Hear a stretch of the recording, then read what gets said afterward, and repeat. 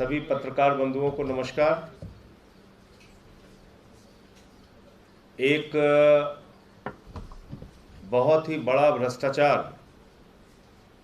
मध्य प्रदेश की सरकार का सामने आया है और ये भ्रष्टाचार किसी सामान्य जांच में सामने नहीं आया, सीएजी के ऑडिट में सामने आया है। और भ्रष्टाचार हुआ कैसा है, ये अगर आप सुनेंगे तो आप हैरान हो जाएंगे। आंगनबाड़ी में, आंगनबाड़ी केंद्रों पर राशन पहुंचाना था, राशन, और उन आंगनबाड़ी केंद्रों पर जो खाद्यान्न पहुंचाना था, यह उसमें घोटाले का मामला है। यानी कि मासूम बच्चों को मिलने वाले खाद्यान्न में घोटाले का मामला है। और यह घोटाला उजागर कैसे हुआ? सीएजी के ऑडिट में उजागर हुआ। और कितने का घोटाला उजागर हुआ? मात्र 2 जिलों में 150 करोड़ रुपए का घोटाला सामने आया है।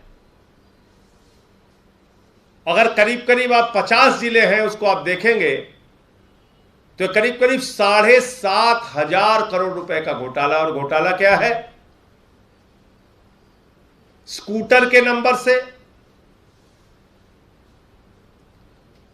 टैंकर के नंबर से, बाइक के नंबर से,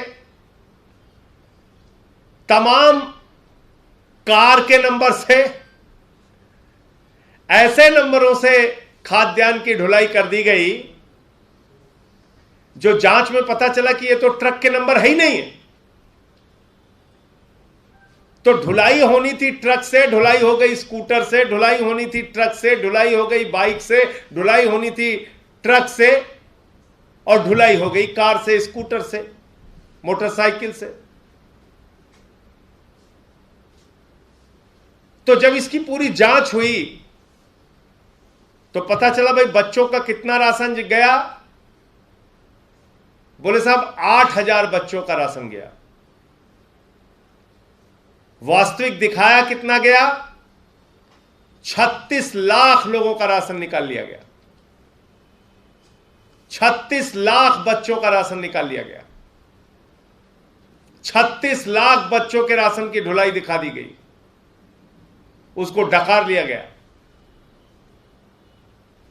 आज आप देखिए, इतने सारे भ्रष्टाचार के मामले भारतीय जनता पार्टी के नेताओं से जुड़े हुए होते हैं, एक भी प्रकरण में ना ईडी की जांच होती है, ना सीबीआई की जांच होती है, ना पुलिस की जांच होती है, ना इनकम टैक्स की जांच होती है, ना ईओडब्ल्यू की जांच होती है। तो इन संस्थाओं को बंद कर दीजिए। और अगर आपको कार्रवाई अपने लोगों पे नहीं करनी है, अगर वो भ्रष्टाचार किसी बीजेपी के मुख्यमंत्री से जुड़ा हुआ है या ऐसे व्यक्ति से जुड़ा हुआ है जो बीजेपी में शामिल हो रहा है और उस पर कोई कार्रवाई नहीं करनी है, तो ये संस्थाएं किस लिए बनी है? ये CBI, ED, income tax department किस लिए है? ये क्या सिर्फ आम आदमी पार्टी के लोगों पर कार्रवाई करने के लिए है? विपक्ष के लोगों पर कार्रवाई करने के लिए है? सरकारों को, विधायकों को खरीद फरोख्त के राजनीति का हिस्सा बनने के लिए है ये संस्थाएं? तो हम ये मांग करते हैं कि मध्य प्रदेश के मुख्यमंत्री शिवराज सिंह के खिलाफ ईडी और सीबीआई की जांच तत्काल शुरू होनी चाहिए और उनको अपने पद से इस्तीफा देना चाहिए, क्योंकि यह कोई सामान्य भ्रष्टाचार का मामला नहीं है, हजारों करोड़ के राशन घोटाले का मामला है। और आज आम आदमी पार्टी के विधायक दल के लोग गए हुए थे, उन्होंने सीबीआई में इसकी शिकायत भी की है। जरा सी भी शर्म अगर मोदी सरकार में है, बीजेपी सरकार में है, जरा सी भी निष्पक्षता वो अपनी अगर सामने रखना चाहते हैं देश के लोगों के सामने, तो इसमें सीबीआई और ईडी की जांच शुरू करा के और शिवराज सिंह जी के खिलाफ कार्रवाई करें और उनके पद से हटाने का काम करें। हाँ, कर्तव्य पर सेंट्रल विस्टा एवेन्यू का आज शुरुआत हो रही है, मोदी जी कर रहे हैं। कैसे देखते हैं आप इसको? नाम बदल दिया गया राजकर्ता का। देखिए, कर्तव्य पथ एक छोटा शब्द नहीं है, बहुत बड़ा शब्द है। इसका अर्थ बहुत बड़ा है। पिछले 8 वर्षों में किस कर्तव्य पथ पे मोदी सरकार चली है?